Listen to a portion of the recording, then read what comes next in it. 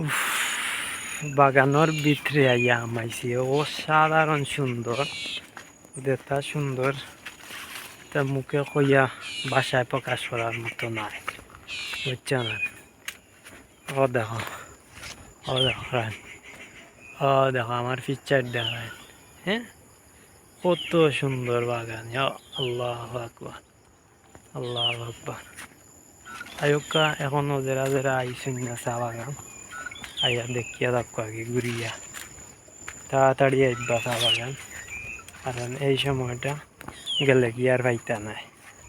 সুন্দর যে একটা সমাহার বর্তমানে চা বাগানের ভিতরে, এটা আপনি গেলে কি আর পাইতা নাই।